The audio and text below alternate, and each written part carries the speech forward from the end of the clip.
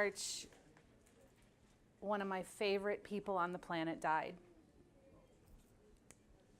She was kind, she was super creative, and she was such a positive spirit. She's a Chicago author, Amy Krouse Rosenthal. You may have heard of her. The article for the New York Times went viral last February.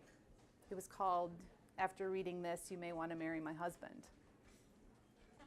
I first knew of Amy because of her children's books. When my girls were young, in 2008, 2009, we read her kids' books. But in the bio, I saw that she had a memoir, The Encyclopedia of an Ordinary Life. I read the book, and then I tracked down her email and asked for permission to use her as a theme in my class. I wanted my students to write their memoir, pieces of their life, written in alphabetical order. And I wanted them to write to her a letter at the end of the semester for their final exam. And she said, "I would love to see where the reading and the writing take you. And by the way, have you seen some of my other projects?" She linked me to a YouTube video from 2008 called The Beckoning of Lovely.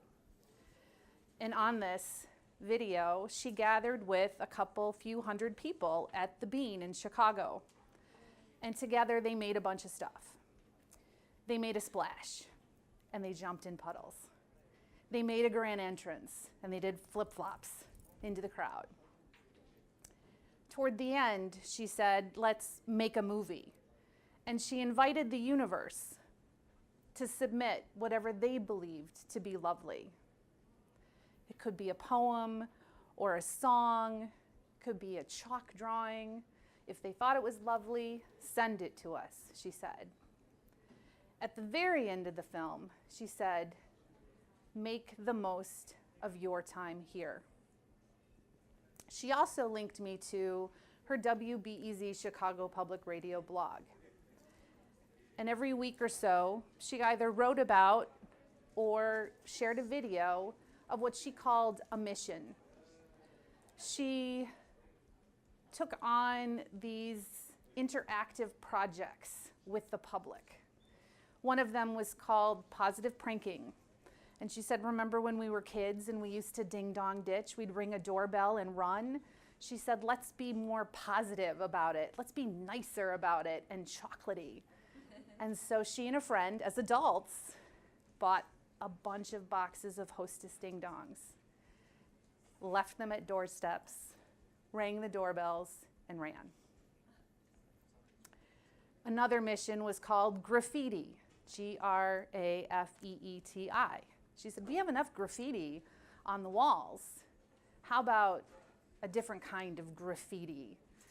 And she asked followers to send notes of encouragement and inspiration, and she'd print them, cut them, and distribute them into people's shoes outside of yoga class,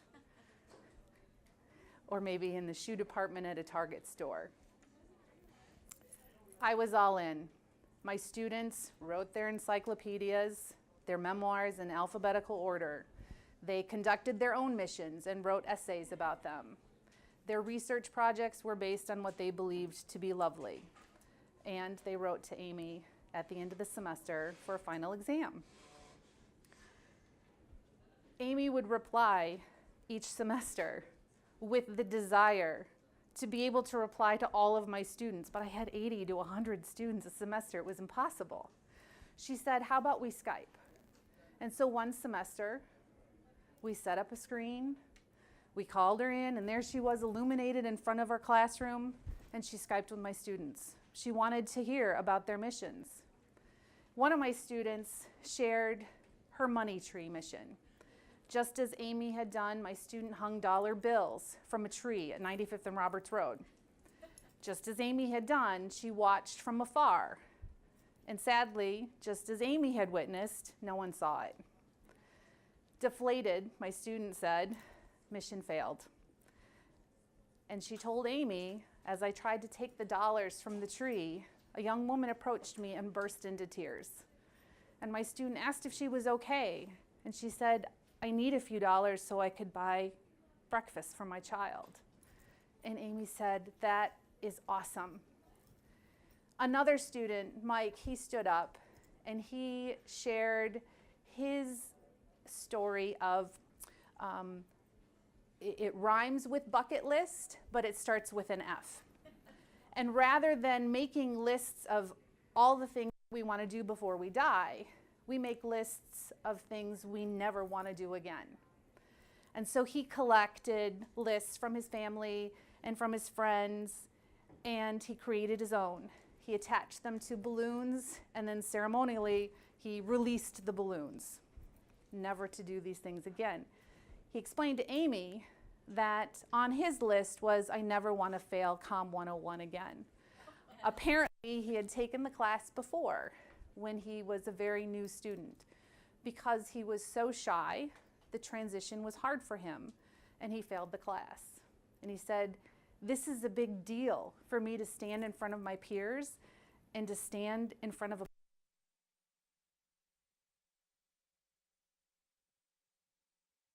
congratulated him. Then she looked to me and she said, Erika, what's your mission? And at first, it's like, I'm navigating these guys. I'm just trying to get them to write their essays. But then I remember, and my husband, in our neighborhood, when we'd go walking, we had admired a woman's garden. We didn't know her. She was a couple blocks away, but we liked her gnomes. And we thought it would be fun and magical if we could sneak a gnome into her garden every week or so. And Amy thought it was cute. My students thought I was obsessed. And maybe I was, but I could always justify the learning outcomes for the course. We were writing, we were researching, we were evaluating. But as good instructors do, I revised. We read other books and wrote other essays.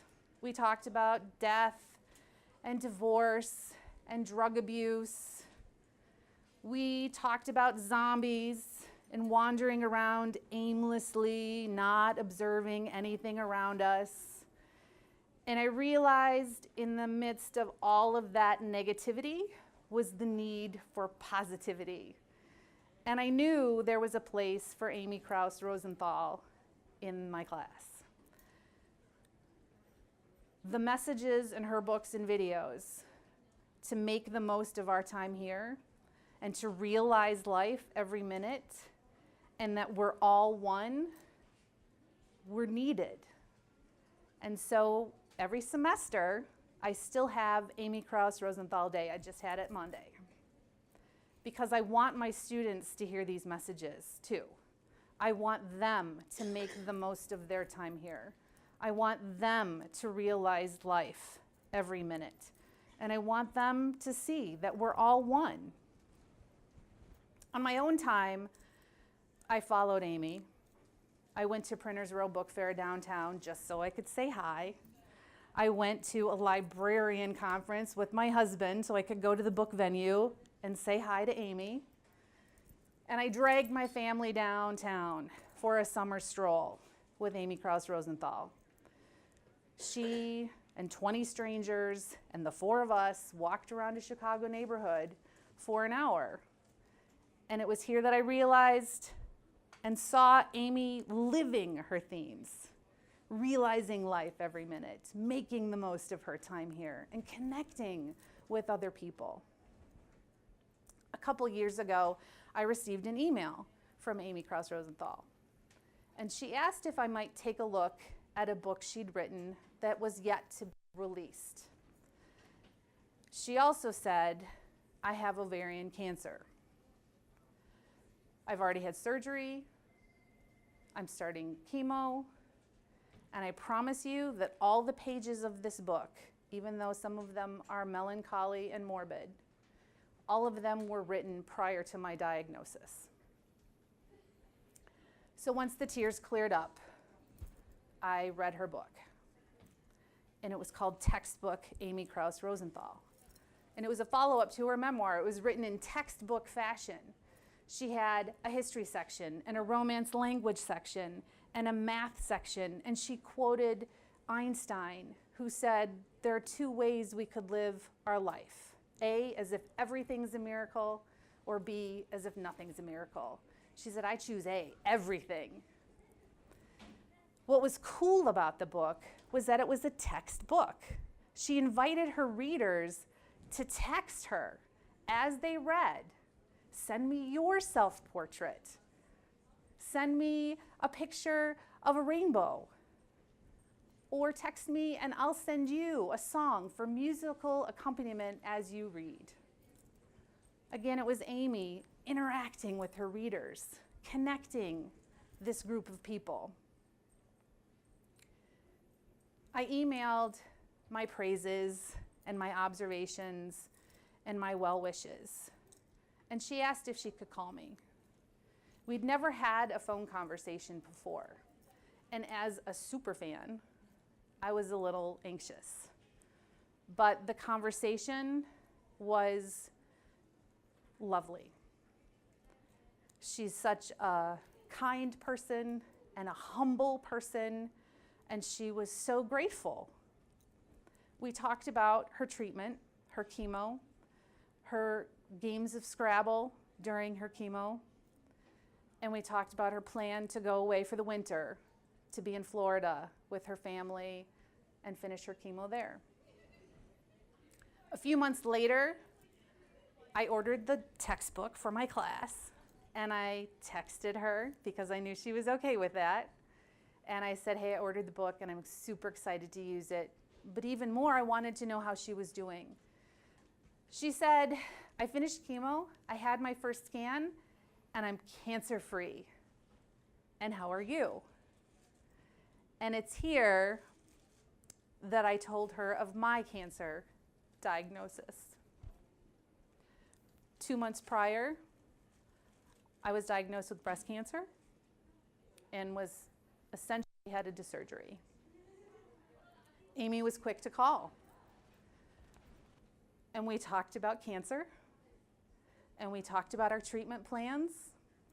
We talked about my decision to have a bilateral mastectomy and to live my life flat without reconstruction. We talked about what we say to our children about our diagnoses, to console them. What we say to our spouses, to console them. And what we say to our parents, to console them. I had to have a second surgery to remove 24 lymph nodes from my left side, all proved negative. And Amy called me the next day to see how I was feeling. And I explained I was trying to gear myself up to go to my daughter's spring concert. And I was sad and really tired and not feeling like myself anymore.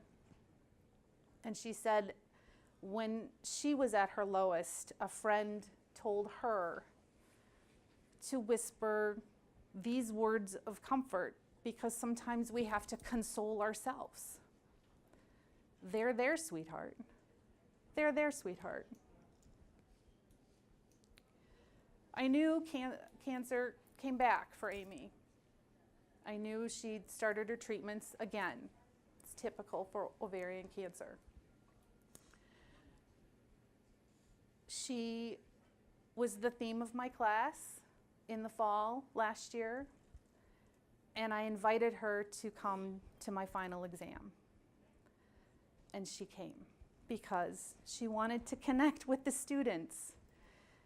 And they talked about what it meant to be a writer, and they talked about why she was such a good person. And she turned my final exam into an epic finale. A month later, her assistant Ruby emailed me to say that Amy had placed herself into hospice. I asked Ruby, how's she doing? Not the cancer. How's her spirit? And Ruby said, she's working, which to Amy is playing. Indeed, she was finishing a children's book She was putting together an art exhibit to say farewell. It's called Beauty Parlor. And she was writing that article for the New York Times that went viral in February. In March, she died. One of my favorite people on the planet died. I have her books and her videos and her words. Make the most of your time here. Beckon for lovely. Realize life every minute. We are all one. And I still have Amy Krouse Rosenthal Day every semester. And that's my mission.